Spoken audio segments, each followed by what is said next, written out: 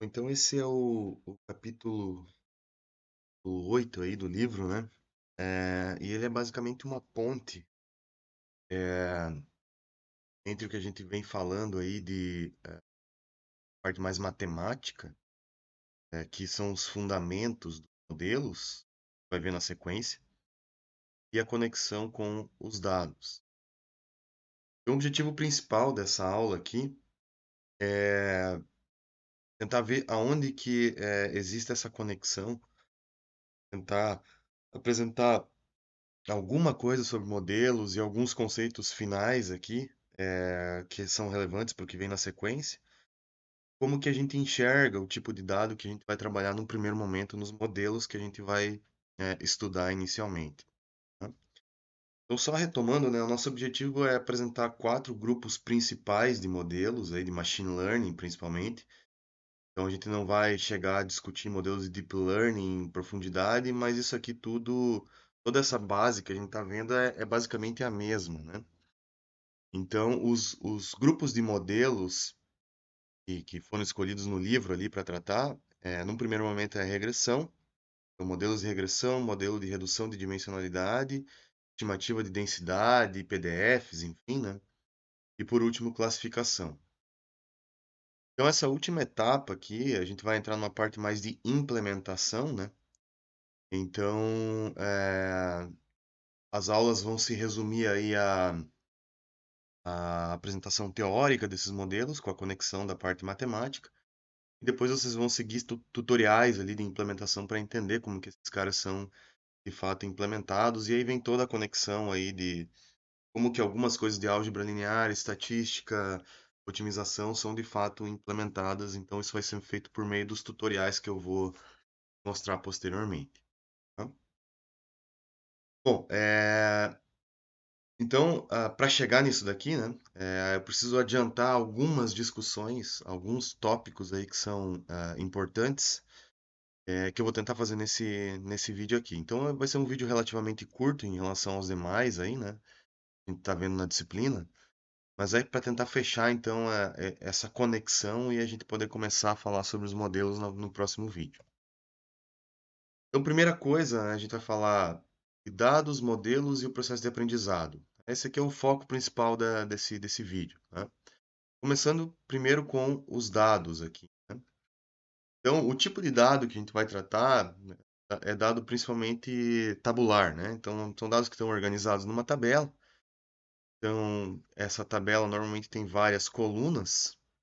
Em geral, essas colunas são o que a gente chama de features, né? Então, essas colunas aqui são as features. E eventualmente ela vai ter uma coluna ou um vetor separado, que vai ser, por exemplo, o nosso target. Falei algumas vezes sobre ele no passado, mas agora eu vou tentar formalizar melhor o que que ele significa, tá? Então, essas features são, como o nome diz, características de alguma coisa, né? Aqui tem uma tabela que está prevendo, tá dizendo o salário anual de uma pessoa de acordo com a idade, onde ela vive, a titulação, o gênero, enfim, né? E o target seria, por exemplo, algo que a gente quer prever com esse modelo. Então, eu quero, por exemplo, prever o salário anual de uma pessoa com base nessas características. Para isso, normalmente o que a gente faz é converter essa tabela aqui, né, esses dados tabulares para dados numéricos, né? Então, por exemplo, estou tirando fora o nome aqui que talvez seja irrelevante para nossa análise, mas o gênero, né, se for masculino, feminino, pensando que ele estou considerando somente dois aqui, né? É, masculino menos um, feminino mais um, por exemplo, né? A titulação, por exemplo, a mais alta seria PhD, tem um nível 3 aqui, estou transformando em valores discretos, né? Se for graduado é um, se tiver algum tipo de especialização ou mestrado é 2, né? A localização onde a pessoa mora, né? De repente eu posso decompor isso em latitude e longitude, né? Em graus aqui. A idade já é numérico, permanece numérico, né? E o salário anual eventualmente pode ser dividido por 1.000 aí, para ficar mais fácil de tratar ou não, né? Também posso normalizar essas coisas aqui, enfim, né? Mas tendo esses dados numéricos aqui é que de fato a gente começa a trabalhar o nosso problema. O nosso problema ele vai ser dividido então numa matriz, que é a tal de matriz de features, né? que vai ter N exemplos de treinamento e D features. Então, aqui, trabalhando com uma, duas, três, quatro, cinco features. Eu tenho um, dois, três, quatro, cinco exemplos de treinamento. E eu vou ter um vetor y de saída aqui, ele vai ter a mesma dimensão do número de exemplos, né? E ele vai atribuir para cada x, né? Para cada vetor x, para cada vetor de features, para cada linha da matriz, ele vai atribuir um y correspondente. Tá? Então eu vou ter um y de 1 até n. Tá? Então, em geral, o nosso trabalho aqui na sequência, né, vai sempre envolver isso, uma matriz de features e um vetor de targets aqui. Esse target pode ser um valor contínuo, real, pode ser um valor discreto, se for classificação, enfim. Isso tudo a gente vai discutir na sequência, mas tudo vai trabalhar em cima dessa organização aqui, né? X e Y, né? E o que a gente vai tentar é, por exemplo, determinar um modelo que vai ter os seus parâmetros θ aqui, que vai tentar capturar a relação que ocorre entre x e y. Essa que é a ideia geral. Né? Bom, um exemplo possível para a gente começar aqui, né? É o exemplo do nosso próximo vídeo, mas eu vou adiantar alguma coisa aqui para adiantar alguns conceitos. É a tal da regressão. Tá? A regressão, para ficar mais fácil de entender aqui, eu vou separar só a idade e o target vai ser o salário anual. Vou plotar isso aqui num eixo x e y aqui, né? Então, o eixo x vai ser a idade, né? E aqui o y vai ser o salário, né? Vou colocar salário anual com essa sigla aqui, tá? Então, para cada ponto x, para cada idade x, né? Por exemplo, tenho a idade aqui de 20 e poucos anos, 26, tem um salário de 23,98 coisa. Então, seria esse pontinho, né? E aí eu posso plotar vários desses pontos aí, né? E aí uma questão que surge, né? Que é a questão básica que motiva toda essa história que eu contei aqui, né? De criar um modelo para capturar a relação entre x e y, é para uma pergunta do tipo assim: vamos supor que uma pessoa tenha 60 anos. Qual que é o possível salário anual dessa pessoa? Então, quanto que seria o y? Então, por exemplo, se eu tenho um x igual a 60, qual que é o y para esse cara? Tá? Então, esse é o tipo de pergunta que a gente pode responder a partir do momento que a gente captura essas informações. E a gente consegue generalizar, né, essas informações aqui. Tá? Então, esse problema aqui é um problema de regressão. Tá? Como que o problema de regressão ele pode ser tratado? Então, eu posso escolher uma função, né, e pensar que o meu modelo vai ser uma função. Que tipo de função? Por exemplo, essa função aqui que é uma equação de reta, né? Uma equação de reta generalizada, né? Se fosse uma equação de reta, seria alguma coisa ax mais b, por exemplo, né? Só que aqui eu estou generalizando isso para um caso multidimensional, né? Então, no caso multidimensional, ao invés de eu ter o coeficiente angular e um offset aqui, né? O que eu tenho é uma equação de um plano, um hiperplano, cujo vetor θ aqui, né? Vai ser o vetor normal aquele plano, né? Que vai caracterizar a orientação desse plano, né? E o deslocamento em relação à origem daquele plano é dado pelo θ0. Então, isso aqui é a equação geral de um modelo dito linear. Quando eu combino linearmente as minhas entradas com os parâmetros, eu tenho um modelo tipo linear. Então, estou trabalhando com uma regressão linear, que vai ser uma reta, um plano ou um hiperplano aqui num espaço multidimensional. E o vetor θ vai ser o vetor ortogonal a esse plano. A gente já viu isso anteriormente, né? Quando a gente trabalhou com projeções lá, né? Nas aulas de geometria analítica, isso aqui apareceu bastante lá, né? Bom, então aqui, uma vez que eu consiga construir esse modelo, né, que eu consiga parametrizar esse modelo, determinar quem é o θ a partir de um x, eu posso vir aqui conhecendo o θ e o θ0, eu posso vir aqui substituir o x por 60 e prever quanto que seria o y correspondente a ele, pressupondo então que eu estou usando essa reta como modelo. Como que essa reta é determinada? Bom, ela pode ser determinada, o que eu preciso para determinar essa reta é quem é o θ e quem é o θ0, tá? Então, para isso eu posso simplesmente tentar estimar esses caras aqui a partir do que eu tenho. E o que que é o que eu tenho aqui disponível? São os pares x e y. Esses caras aqui é que vão servir de base, então, para construir esse modelo.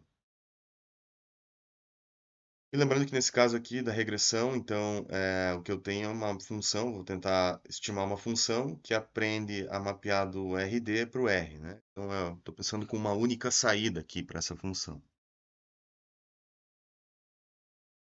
Bom, eu também posso pensar isso do ponto de vista probabilístico, né? Então, ao invés de eu estimar aqui um único ponto, né, para essa reta, o que eu posso dar para esse ponto aqui é uma probabilidade, um likelihood, né? Então, ao invés de eu dizer o seguinte, ó, para o x igual a 60, o y vale 100, eu posso dizer que o valor mais provável para x igual a 60 é um y igual a 100. E associado a ele, eventualmente, eu posso ter uma distribuição, por exemplo, gaussiana, a qual tem uma variância aqui associada a essa estimação. Então, a média seria o valor mais provável, mas a ela eu posso ter associado uma variância. E aí eu posso dar uma informação num contexto mais probabilístico. Por exemplo, a resposta mais provável por x igual a 60 é o y igual a 100, porém existe uma variância de, sei lá, 2, 3 associada a essa estimativa. Então, essa aqui seria uma visão sem o elemento estatístico, mais determinística, né? E essa aqui seria o mesmo problema, mas do ponto de vista estatístico. Daqui a pouco eu vou mostrar como que a gente poderia resolver cada um desses casos, sem entrar muito em detalhe nesse momento, mas só para ilustrar o caminho das pedras aí, porque a gente vai fazer isso na próxima aula de regressão. A gente vai detalhar essas duas visões aí, né? Bom, então, como eu estava falando, o processo de aprendizado, eu falei dos dados, agora eu vou falar um pouco sobre o processo de aprendizado. Ele se resume bem a grosso modo, mas sem perder a generalização, né, a encontrar parâmetros de uma determinada função. Tá? E então, só retomando, né, eu tenho os dados, eu tenho pares de dados aqui, x e y. Isso aqui eu vou usar para determinar o θ, né? Os parâmetros do meu modelo. E isso aqui normalmente é feito por meio de métodos de otimização. Então, aqui é que entra a otimização. Eu já vou mostrar como. Então, o que a gente quer é que o modelo capture bem a relação entre x e y, ou seja, o que a gente chama de dado de treinamento. Então, esse aqui é o treinamento do modelo. É o que está na etapa de treinamento, para a estimativa desse θ aqui por meio da otimização é o treinamento. Eu quero que ele capture bem essa relação, ou seja, eu quero que essa reta tenha um erro razoável aqui, não muito alto, né? Os exemplos de treinamento, estou representando isso aqui como erro, tá? Essa barrinha, né? Mas eu quero também que para os novos dados, por exemplo, x igual a 60, aqui ele também tenha um erro baixo, né? Em relação ao que seria o valor verdadeiro, vamos pôr assim, para esse x igual a 60. Tá? Então, eu quero que ele tenha um bom desempenho de treinamento, mas também para os dados não vistos, que são chamados dados de teste, né? Eu também quero que ele tenha um bom desempenho. Então, para isso, normalmente a gente vai ter três etapas aqui nos métodos de machine learning, tá? Que é a etapa de predição, que é onde eu vou avaliar de fato isso daqui. A etapa de treinamento, que é onde eu vou estimar esse cara aqui a partir dos dados de treinamento. E etapa de otimização de hiperparâmetros. Eu falei um pouquinho sobre hiperparâmetros já para vocês ali na aula de estimativa bayesiana, mas agora a gente vai voltar nesse ponto um pouquinho mais intensamente ao longo dos próximos vídeos, né? Também é uma etapa importante do processo. Alguns passos que são recorrentes ao longo desse processo, né? Primeiro, quais as funções que eu posso permitir que o meu preditor vai ter? Ele vai ser linear? Ele vai ser não linear? Quais são as funções que eu quero testar, né? Como que eu posso medir a minha performance no treinamento e depois nos dados de teste que são não vistos, né? Uma vez que esses caras aqui eu pressuponho que eu não tenho eles de antemão, né? Então, como que eu meço o meu desempenho nesse cenário e nesse cenário aqui? Dados de treino eu tenho eles, eu posso vir aqui e medir um erro diretamente, né? Mas os dados de teste eu não tenho eles de antemão, normalmente, né? Então, o que que eu faço, né? Como que eu posso garantir que eu vou ter um bom desempenho nessa etapa, né? E dado todos os possíveis modelos que eu tenho, como que eu vou procurar e escolher o melhor, o mais apropriado para o meu problema? Então, tudo isso aqui está envolvido com essas três etapas que são as etapas fundamentais aí da construção de um modelo de machine learning. Bom, vou voltar aqui para o nosso caso da regressão linear e vou tentar explicar um pouquinho melhor como que seriam essas etapas no contexto da regressão linear. Então, num primeiro momento, quando eu escolho a classe de funções, ou o tipo de modelo que eu vou trabalhar, quando eu fixo que esse modelo vai ser linear, por exemplo, né, eu já estou escolhendo que o meu θ vai ser uma combinação linear com os parâmetros, que pode ser escrito dessa maneira que está aqui, né, ou pode ser escrito por meio desse somatório que está aqui. Tá? Então, uma vez que eu selecionei esse modelo aqui, eu já descartei todos os outros para uma primeira análise. Tá? Então, não adianta eu esperar, por exemplo, um resultado de uma regressão não linear, impondo que o meu modelo vai ser uma regressão linear. Então, isso aqui já é uma imposição importante. Outro detalhe importante aqui é o seguinte: eu posso escrever θ0 mais um θ vezes x aqui, ou eu posso agrupar todo mundo nessa notação mais compacta aqui, fazendo a seguinte análise. Como isso aqui é um produto interno, né, entre o θ e o x, o que eu teria, né, seria x1, x2, x3, né? Vamos supor que tenha esse vetor aqui para o x, e esse vetor θ1, θ2 e θ3 para o θ, né? O produto interno é a multiplicação desses caras ponto a ponto, né? O que eu faço para, ao invés de ficar escrevendo θ0 aqui, que seria o offset, né? Toda hora, né? Eu compacto essa notação sempre dessa maneira aqui, pressupondo que eu vou ter uma entrada aqui que é 1 para o x, θ0 aqui para o θ. Então, quando eu multiplico ponto a ponto aqui, eu tenho de fato θ0 mais θ1 x1, θ2 x2, θ3 x3, que é o que está nessa equação de baixo aqui. É bem comum ter esse tipo de notação aqui, né? Compactação de notação, aí eu não preciso ficar explicitando θ0 toda hora, eu agrupo ele aqui dentro, né? No meu vetor de features, pressupondo que eu vou ter uma entrada a mais ali que é unitária. Bom, se eu tenho essa função e eu tenho os dados, então, o que que eu já tenho? Tenho o tipo da função que eu vou trabalhar, que é linear, e eu tenho os dados x e y. Então, agora eu preciso construir uma função que reflita aquilo que eu quero minimizar. Por exemplo, eu quero minimizar algum erro, né, de predição. Tá? Então, eu vou montar o que eu chamo de loss function, né? Function aqui, né? Função de perda, função objetivo lá. Mesma função lá da otimização que a gente discutiu, né? Tem a mesma característica aqui, né? E aí, o que eu vou fazer é tentar construir uma função que reflita o erro que eu quero minimizar, por exemplo, o erro no conjunto de treinamento. Tá? Esse erro no conjunto de treinamento, essa minimização, ela tem um nome, tá? É o chamado risco empírico, né? Que é bem comum, vou escrever esse nome aqui, que é recorrente, né, na literatura. É, risco empírico, então, ele reflete esse erro que eu eventualmente posso ter aí em cima dos dados que eu estou querendo efetuar a minha modelagem.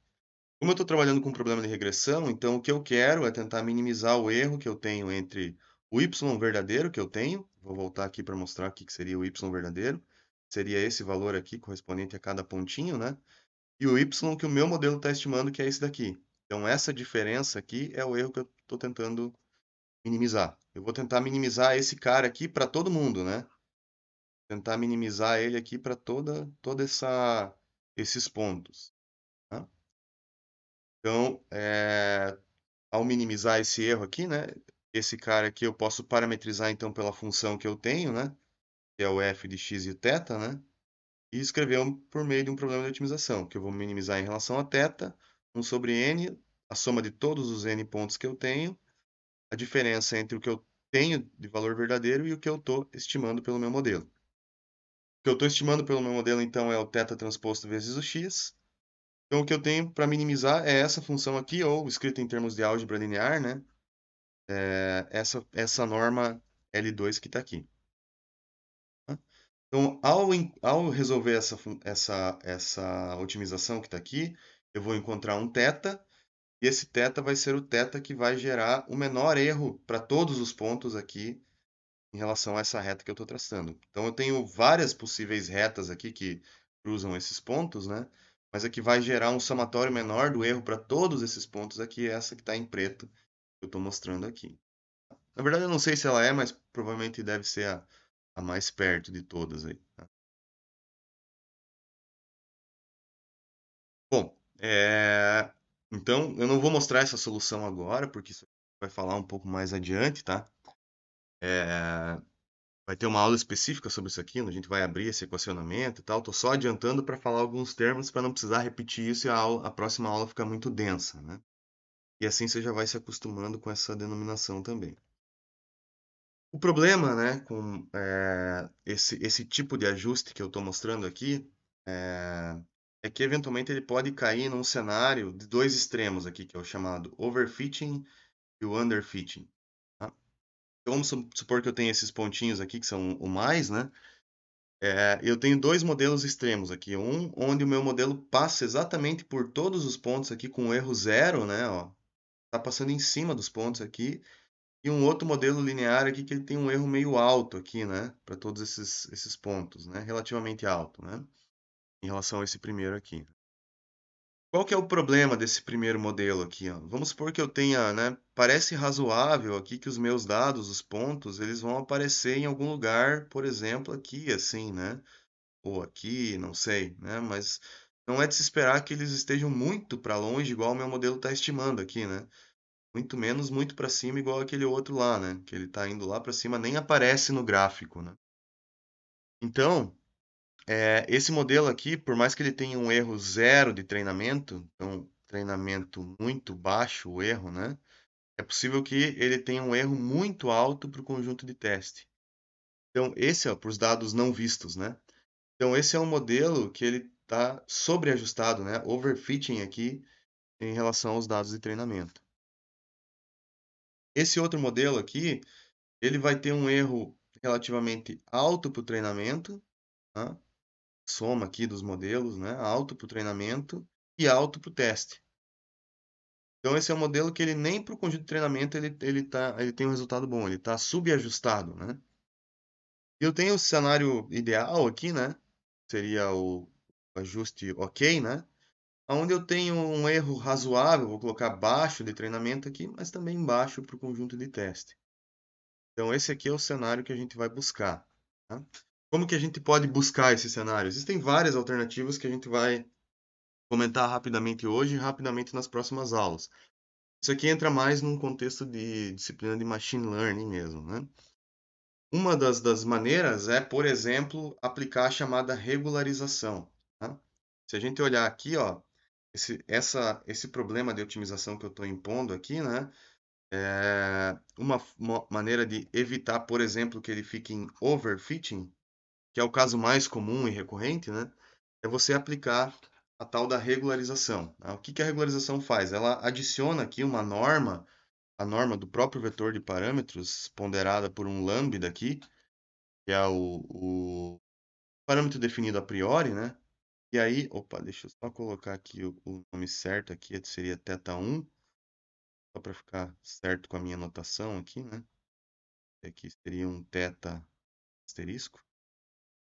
O que essa regularização faz é o seguinte: ela pega o meu erro original, então essa parcela aqui está representada só num ponto de vista didático por essa curva de nível aqui, né? Então o mínimo do erro de regressão está aqui, então o mínimo só dessa parcela está aqui, mas eu tenho um outro mínimo de uma outra parcela, que é esse lambda vezes a norma de θ, cujo mínimo está aqui, e cuja curva de nível está dada por essa área cinza que está aqui, tá? Quando eu combino essas duas parcelas, eu não vou nem nesse mínimo e nem nesse mínimo aqui. Dependendo do valor que eu escolho para lambda, vai ser um compromisso entre os dois, tá? Está representado aqui por esse ponto central aqui, né? Esse pontinho preto aqui, né? Que seria o compromisso entre as duas, seria a soma dos dois fatores, tá? Então, eu não vou ter nem o mínimo do erro de classificação e nem o mínimo da norma de θ. Eu vou ter um mínimo que vai ter uma norma de θ menor, mas em contrapartida eu abro mão aqui de um erro de regressão. Tá?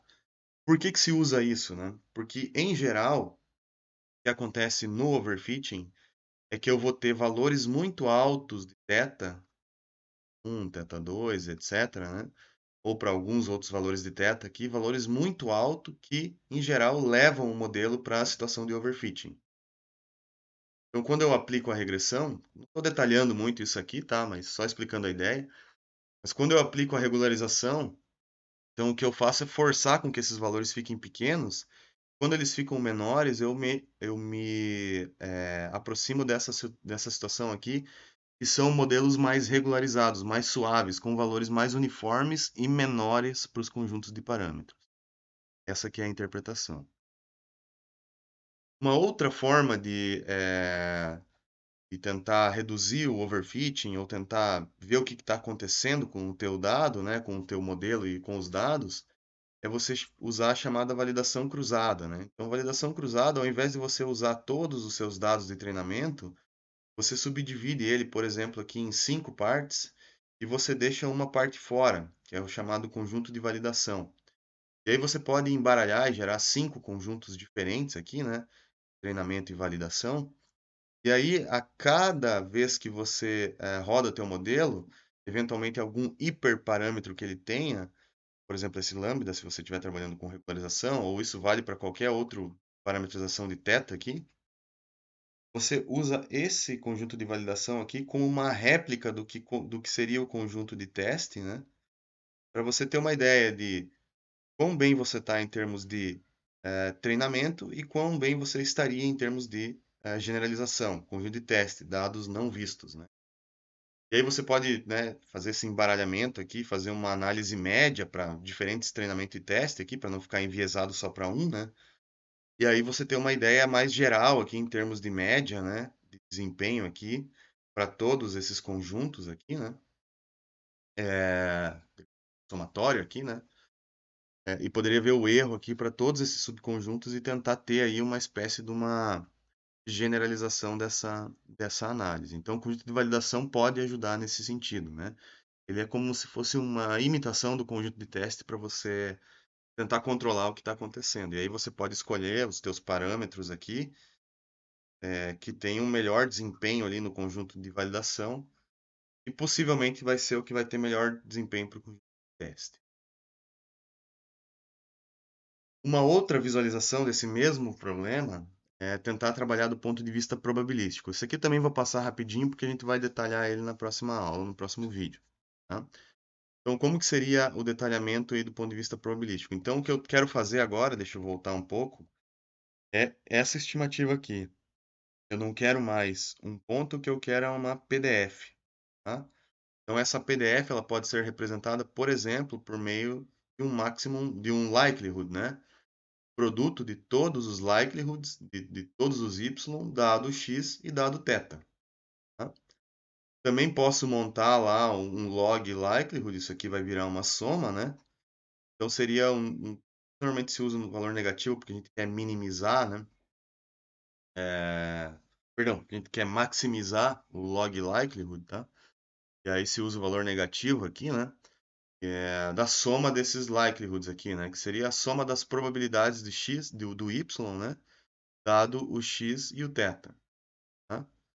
Eu vou detalhar e explicar isso aqui melhor no próximo vídeo, tá? Mas aqui a ideia seria mais ou menos o seguinte, né? Eu poderia dizer então que esse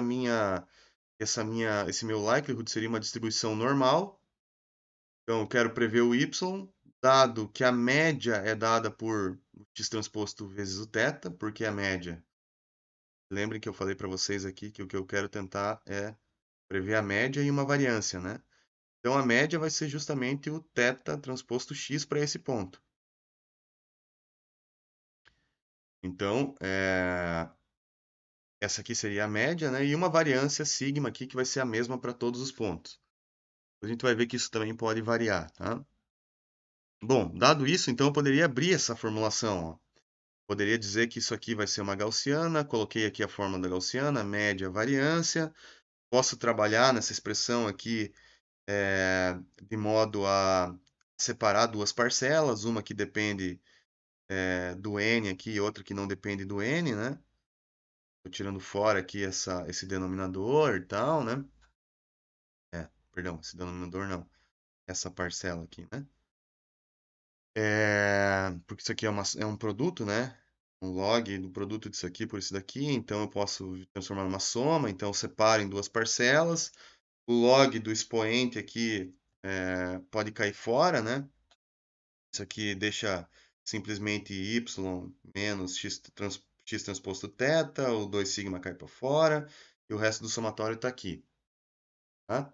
Então, se a gente comparar essa expressão aqui com a expressão que eu determinei anteriormente, que era essa daqui, ó, a gente vai ver que, na verdade, a gente tem exatamente a mesma coisa, né? Então, o maximum likelihood ele tem essa característica, ele é uma regressão linear, né? Só que a diferença é que agora eu estou prevendo uma média, também posso associar uma variância ali àqueles dados. Então, do ponto de vista probabilístico ou do ponto de vista determinístico lá, né? Na verdade, essa solução aqui é a solução do mínimos quadrados, do least squares. Nem vou falar mais sobre isso, né? Apesar de eu já ter adiantado esse ponto, né? É, elas são equivalentes. Não se preocupe muito com esse equacionamento, com esse detalhamento, a gente vai falar mais sobre isso depois, tá? Então, a diferença principal do maximum likelihood, que ao invés de eu ter somente um ponto, o que eu tenho é uma probabilidade. Aí eu vou tentar maximizar essa probabilidade aqui, ter uma variância dessa estimativa. Mais um ponto importante aqui para a gente fechar rapidamente, que eu vou usar essas definições mais adiante aí, né? Eu falei rapidamente sobre os Directed Graphical Models, né? DGMs aí, né? É uma espécie de uma representação gráfica aqui de relação entre variáveis. Então, por exemplo, tem um grafo aqui, né? Aqui também está relacionado com um grafo, mas é um modelo probabilístico, tá? Completamente conectado. Então, tenho três variáveis A, B e C. Pelo sentido da seta aqui, o B depende de A e o C depende de A e B, tá? Então, eu posso escrever uma probabilidade conjunta de A, B e C olhando diretamente para essa relação aqui de conexão, que diz o seguinte: A não depende de ninguém, então eu posso simplesmente colocar ele como um P de A. O B depende de A, então a probabilidade de B está sempre atrelada a A. E o C depende de A e B, então eu posso fatorar essa probabilidade conjunta em três probabilidades aqui, né? Duas condicionais e uma marginal, né? Que são equivalentes, então, a essa probabilidade conjunta, tá? Também posso ter um grafo não completamente conectado, né? Um modelo não completamente conectado, que seria esse cara que está aqui. Então aqui eu tenho que o x1 não depende de ninguém, nem o x5. Então esses caras entram isolados, marginais aqui, né? x2 depende de x5, aqui. x3 depende de x1 e x2. Tá aqui a probabilidade desse cara. E x4 de x2. Então aqui eu fatorei essa probabilidade conjunta por meio dessas probabilidades da direita. Isso aqui vai ser bem útil depois que a gente for trabalhar com os modelos probabilísticos, que a gente vai poder dar uma compactada e reduzir um pouco a nossa notação, tá? Então, esses modelos, esse tipo de fatoração aqui é bem importante para modelos probabilísticos, tá? Então, a gente pode sempre escrever aqui, né, a probabilidade conjunta de uma variável x como um produto dela, dados os seus pais, né, os seus nós pais. Então, aqui, por exemplo, nó pai de B é o A, né? Então, por isso que eu consegui fatorar B em função de A. Quando ele tem, né? Caso ele não tenha, ele aparece sozinho aqui, né? Eu posso generalizar essa fatoração. Tô adiantando esse ponto aqui que ele vai ser útil para nós mais adiante, tá? Também existe uma compactação da notação, que é usar, por exemplo, né? Vamos supor que eu tenha uma variável mi aqui, x1 até xn dependem de mi, tá? Que eu estou escrevendo dessa maneira que está aqui, né? Produto aqui de x1 até xn, todo mundo dependendo de mi. Eu posso desenhar dessa maneira aqui, ou eu posso desenhar espécie de uma plaquinha aqui, né? Eu vou dizer que esse x repete de 1 até n, todo mundo depende de mim, tá? E aí, se o Mi também tem os seus hiperparâmetros associados, lembra a distribuição beta lá, né? Que tinha o alfa e o beta, né? Para determinar um parâmetro, né? Então, eu posso também dizer que aqui eu tenho os hiperparâmetros associados a essa variável. Por último, um outro detalhe aqui, né? É a independência condicional. Eu já defini esse símbolo antes lá nas aulas de probabilidade, tá? Mas se eu tenho um grafo com esse desenho aqui, né? É, tem algumas coisas que são válidas aqui. Então, por exemplo, eu posso dizer que o B que está aqui, né? Ele é condicionalmente independente do D. Tá? Eles têm uma conexão entre eles aqui, né? Existe uma relação aqui de alguma maneira, né? Mas o B, ele é condicionalmente independente do D, dado A e C. Então, se eu observo essa variável aqui e se eu observo essa variável aqui, é como se eu trancasse essa relação entre eles aqui e eles ficam independentes um do outro. Então, se essas variáveis são observadas, B e D são independentes. Caso contrário, eu não posso garantir isso. Por exemplo, ó, B não é condicionalmente independente de D, dado C. Então, se eu só observei esse cara aqui, eu ainda estou mantendo uma conexão entre eles por esse caminho aqui, tá? Essa relação aqui, eu teria que bloquear o A também para que isso fosse condicionalmente independente, tá? Outra relação, A e C são condicionalmente independentes dado B. Então, se eu observei esse aqui, é, eu tranco essa conexão aqui, né, entre A e C, porque C é diretamente relacionado ao A, né? É um pouquinho mais chatinha de observar, né? É, ela tem uma relação um pouco mais longa aqui, tá? Aí eu teria que observar essa outra variável aqui para trancar o D.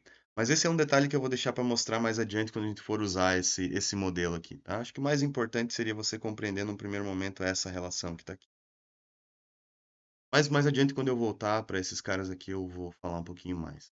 Como que eu vou usar eles no contexto de modelagem, tá? E por último, em relação à seleção de modelos, é, então uma coisa que a gente usa bastante aqui, né, é a própria validação cruzada, né? Então, depois que a gente for trabalhar lá na frente, né, a gente vai usar o conjunto de validação para escolher os melhores parâmetros ou os melhores modelos. E uma vez selecionado esse modelo, a gente vai treinar ele com todos os nossos dados e testar no nosso dado de teste, caso a gente tenha esse dado disponível. Então, esse dado aqui, só queria adiantar isso, né? Ele é o dado que ele vai ser sempre o chamado unseen, né? A gente não vai usar ele na nossa modelagem, tá? Ele vai servir somente para a nossa validação final do modelo. Esse processo aqui vai aparecer bastante na seleção de modelo. A gente também pode usar a seleção Bayesiana, né? Mas eu vou deixar também para falar isso mais adiante. Por enquanto, eu só queria dizer então que a seleção de modelos para nós vai ser feita via validação cruzada. Então, isso aqui meio que fecha alguns pontos que eu queria comentar, né? Uns deles ficaram um pouco fora, tipo esse DGM aqui, mas só para a gente não deixar isso tudo num único vídeo, que vai ficar muito denso mais adiante, tá? Então, esse aqui é só meio que para apresentar uma nomenclatura geral, uma definição geral, para você ir se acostumando com isso, né? Para quando eu citar lá na frente não ser uma novidade, tá? Então não tem exercício, não tem nenhuma tarefa para essa semana, é só essa visão geral. Estou fechando esse vídeo por aqui.